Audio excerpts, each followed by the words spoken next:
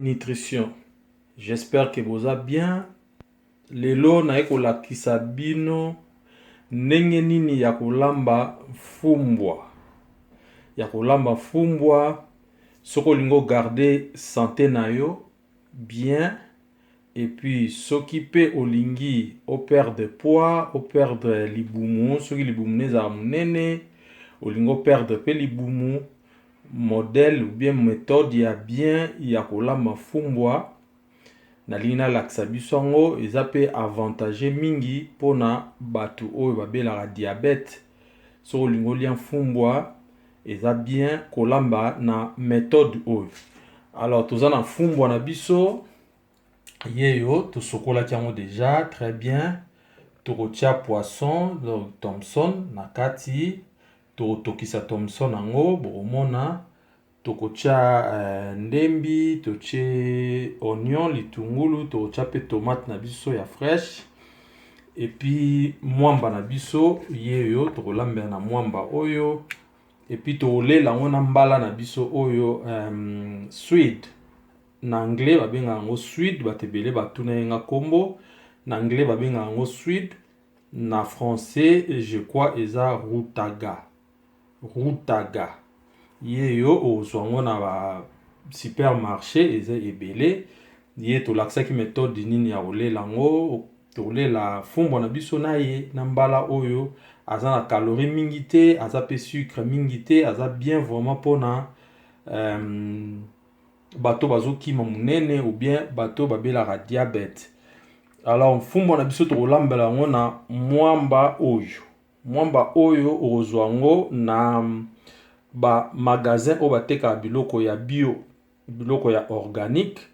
Donc soki oke ozwa mwamba oyo eza na eloko te na kati bachango eloko te na kati eza ka ye moko mwamba oyo eza naturel eza lokola ba mwamba oyo ezaka na Kinshasa.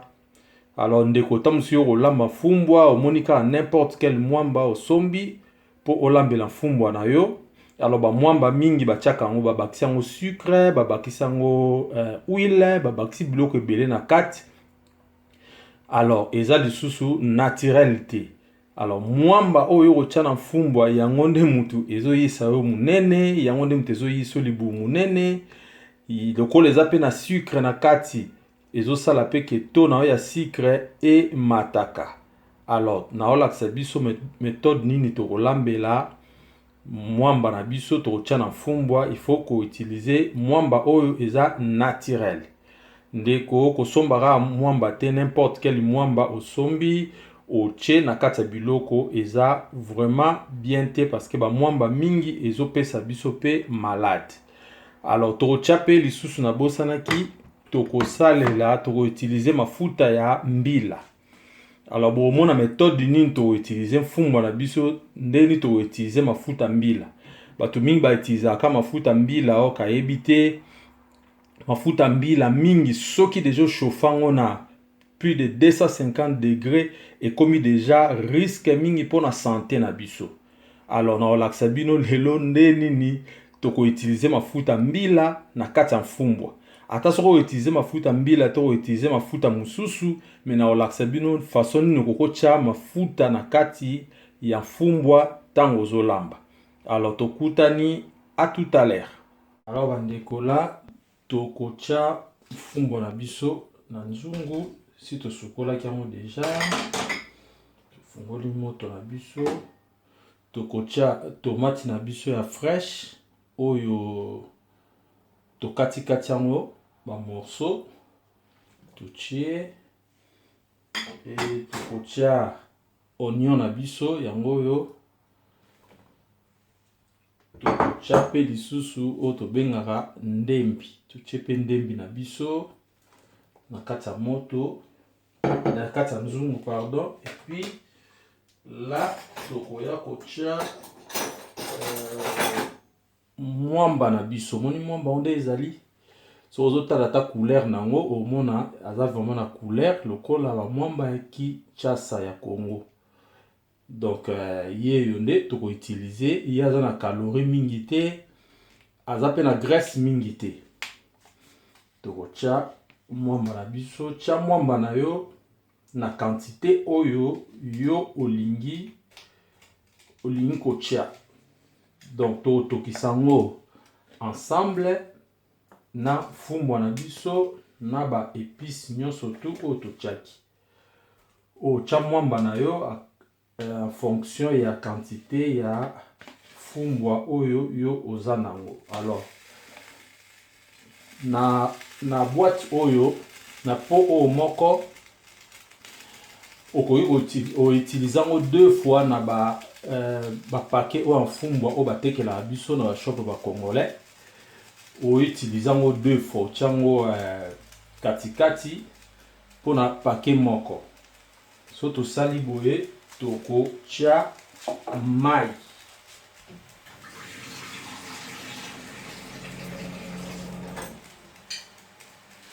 Alors tobakisi tokotia mai, tia vraiment mwa mai na niveau moko ya ebele pour que fumbwa na yo ebela bien. Alors totika fumbwa na biso etoka ebela. En attendant tozo tokisa pe poisson na biso à côté. Poisson tokisa ngo à côté, après toko mélanger yango ensemble. Là fumbwa na biso tango ezo toka to préparer pe mbala na biso au sweet oyo ou bien rutaga oyo tokoliango na fumbwa na biso. Yango ezo remplacer lokola pomme de terre, lokola lignoko de na yebisa biso la fois passée. Aza na goût moko vraiment kitoko. So tali na recette na biso tosalaki ya mbala oyo oko mona ke eza vraiment kitoko pona koliango oliango na biloko nyonso tu. Après toya kolakisa biso nde nini toko utiliser mafuta na biso, mafuta mbila na fumbwa na biso oyo tozolamba lelo. Eza vraiment bénéfique mingi pour bandeko bazokima libumu ezoya munene, muto alingi par exemple poids ekita mo muke, muto oyo pe aza na problème à sucre, aza na diabète ou bien pour lingo prévenir pour na diabète kolambela na fumbwa na modèle oyo mingi ko utiliser mwamba oyo koko trouver ngo bon na osala bango publicité te, mais eza pona ko aider ka bandeko ko trouver mwamba oyo ko trouver yango na shop oyo bateka biloko ya naturel. Kwa ndo retrouver mwamba oyo batiango mafuta mbila te na kati babakisi eloko te, donc eza 100% naturel, eza 100% nguba ka yemoko baniki yango ekomi mwamba. Alors tozo ko bana elubu na biso. À tout à l'heure. Alors bandeko oyo eza poisson na biso, tant fumbwa na biso ezo toka en même temps to tokisa pe poisson na biso Thomson oyo tokotia na kati ya fumbwa na biso. Alors pona ko rappeler bandeko tant ozolamba biloko kotia bepice ebele te. Bepice wana ozotia oyebi te ndenge ozotia bepice wana eza na ba calories mingi, eza pe na ba protéines mingi, oyebi te mosangisi yango nyonso to ensemble. Alors yango pe ezosala ke bato bayaka minene, bato bazwaka poids pona ba épices oyo ozotia na kati ya biloko ba ingrédients eleki ebele. Mususu oyebi origine nango te, oyebi ba calories eza na kati te, oyebi sucre eza na kati te. Alors pona ko limiter na ba biloko wana nyonso tu kotiaka ba épices ebele te na kati ya biloko na yo, mais mingi utilisaka ba épices oyo ezali ya fresh. Alors bandeko wana fumbwa na biso eza na moto to préparer pe en même temps mbala na biso oyo sweet rutaga na français tozo ko préparer yango to longola ngo ba poso et puis to kata ngo na ba morceaux, okata ngo ba morceaux oyo yo osepeli okatela ngo. So olingeza mwa minene, so olingeza mwa mike, ça dépend ya yo ndenge okolingela. Ne ngalinga na kata ngo na ba morceaux moko ya normal parce que ya umela te na moto, donc au plus 20 minutes 25 minutes ebeli.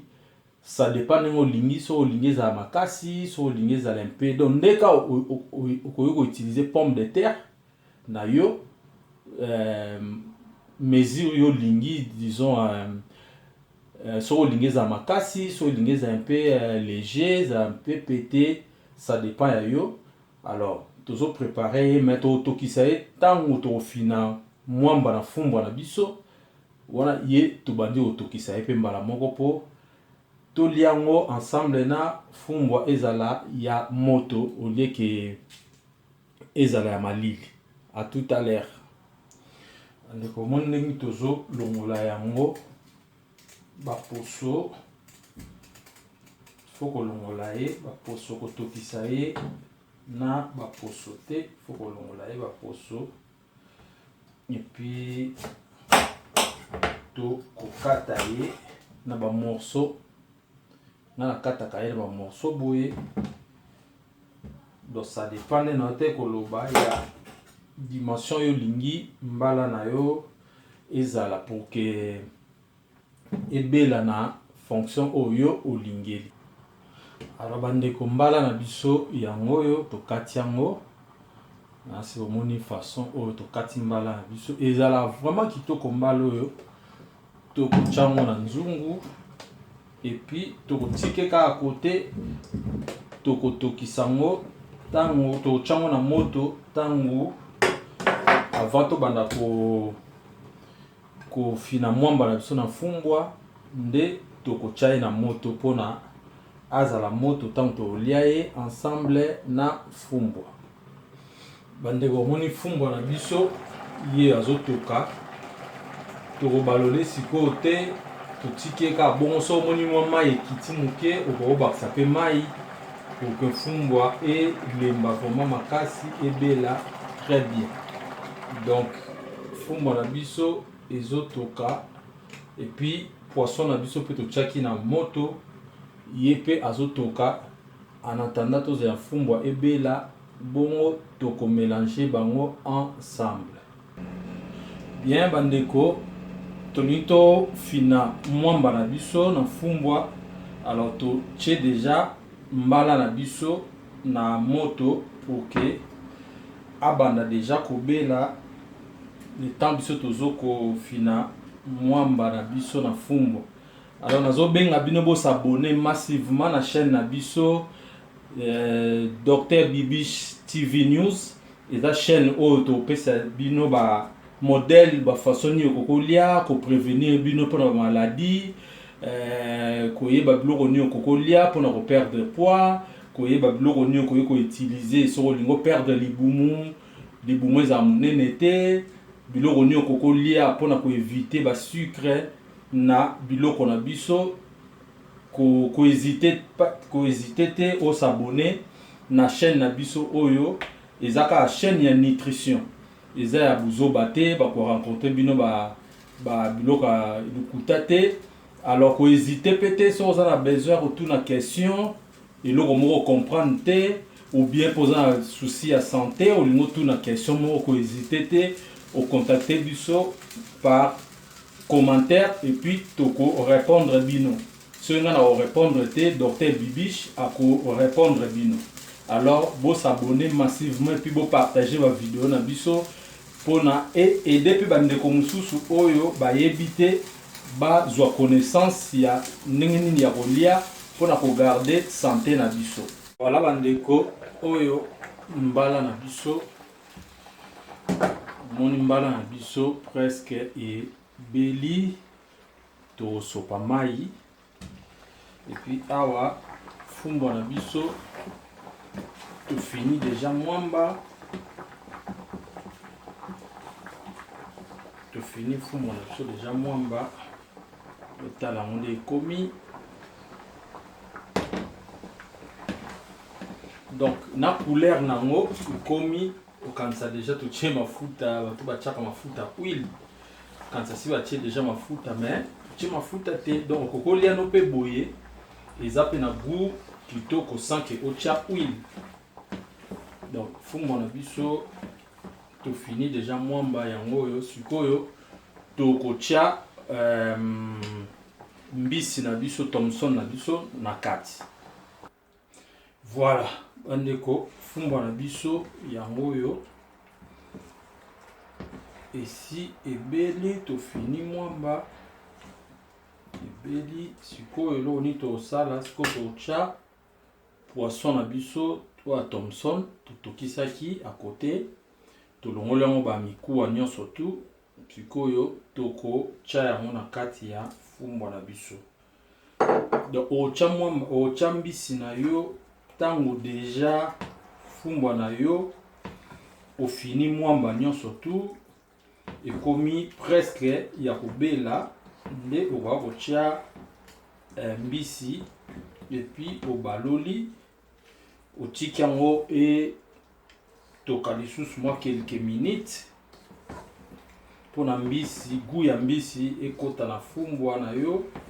Après tokotya mafuta na biso ya mbila.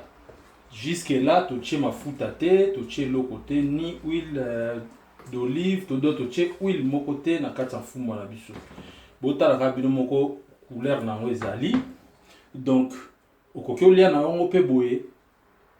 Biso parfois toliaka yango mpe boye, totye mafuta te, eloko te, kade ekomi boye. Tolie na biso yango mpe sans problème. Donc là tokotika fumbwa na biso et tokamwa moke lisusu tobakisi mwa mai mpo eza kokangama makasi. Ça dépend ya yo ndeko ndenge oyo olingeli, so olinga fumbwa ekangama makasi eza kodépendre na yo kaka. Mais fumbwa na biso tokotika yango et tokalisu mwa moke oyo toomona mbala na biso oyo totokisaki mo ndenge bimi ekomi jaune. Tamsu yo tshaka mbala oyo kate swede oyo otshaka yango kate rotaga na français otshaka yango kate mais eza mbala moko kitoko eza pe moins cher. Donc tokolela yango na fumbwa na biso. Alors totiki fumbwa na biso etoka lisusu mwa moke et se mélanger na poisson po totye na kati et kobosana te kotya pe mungwa.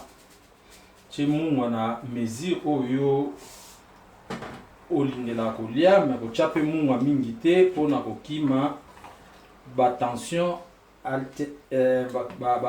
tension ke ozwa bamaladi ya tension. Faut koevitaka mungwa mingi, tya mungwa na quantité moko ya moke. Omona au fur et à mesure okomesana na yo na kotya mungwa kolia mungwa moke. Tiki fumbwa na biso tokamwa moke. Après toya kotya mafuta na biso ya mbila. Voilà bandeko fumbwa na biso totikaki yango moke sikoyo esangana na poisson na biso. Sikoyo tokokanga réchaud na biso, kangi moto na yo olongoli nzungu na yo na plaque oyo oza kolambela otyango na plaque mosusu na plaque oyo ezanga moto. Par là nde tokozwa sikoyo mafuta na biso ya mbila tokotya. Donc totye mafuta na biso ya mbila totyango ntango fumbwa na biso ebeli nyonso tu tolongoli yango na plaque oyo ezalaki ya moto totyango na plaque ya oyo eza na moto te, soit po kokotya yango à côté nzungu na yo. Par là nde ozwa mafuta mbila otye.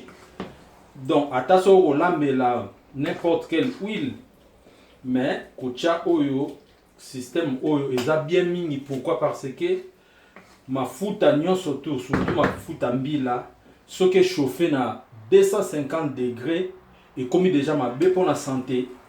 Donc tant yo otchaka mafuta na mbila soit na pondu soit na fumbwa, tant yo zo tokisa biloko tchango, alors mafuta wana chauffer na 250 degrés yango nde epesaka maladi lokola ba cancer, maladi belebele na nzoto. Donc méthode oyo yango nde na ngana lakisa biso ndeni ya kolambela fumbwa na méthode ya otcha huile boye et puis ko utiliser mwamba modèle on a laxibino na asi bato ebele ba mame ebele pe balamba pondu na bango babenga pondu ya lumbondo balamba bango pe batiaka mafuta na se. Donc ezali bien mingi pour la santé et puis mafuta mbila tango zoko utiliser ngo ndeko folinga ko utiliser mafuta mbila oyo euti na Afrique, précisément na Congo wande za mafuta mbila bien. Mafuta mbila musubu omona awa ba mélangeant na biloko belé ba chauffa qui ont déjà plus de 250 degrés, donc ils ont déjà mabe pona santé.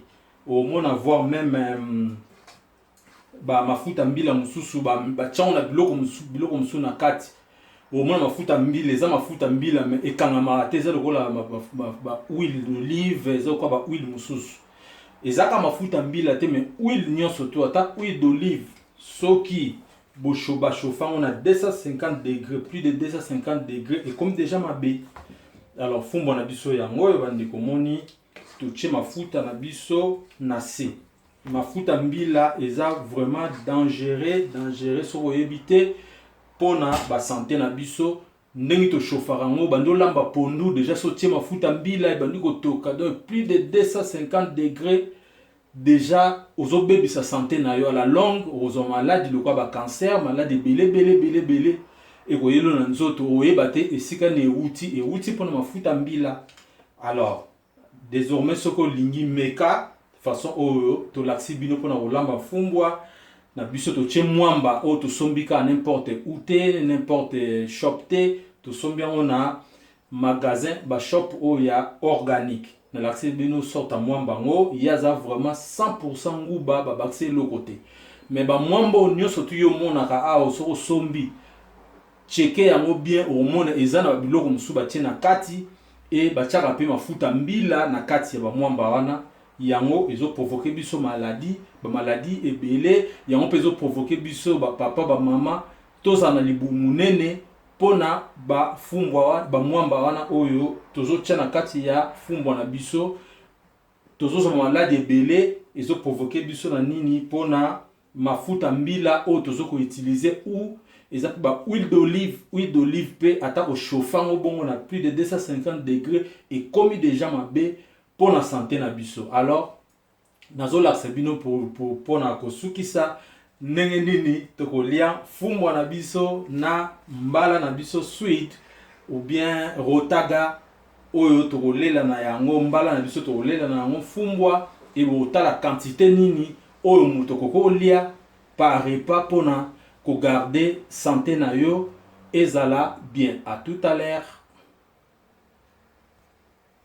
Voilà bandeko biloko na biso yango yo fumbwa na biso nde tolambi yango na mbala na biso oyo ya sweet rutaga mbala na biso na fumbwa na biso omoni modèle bimi na couleur nango ndenge bimi.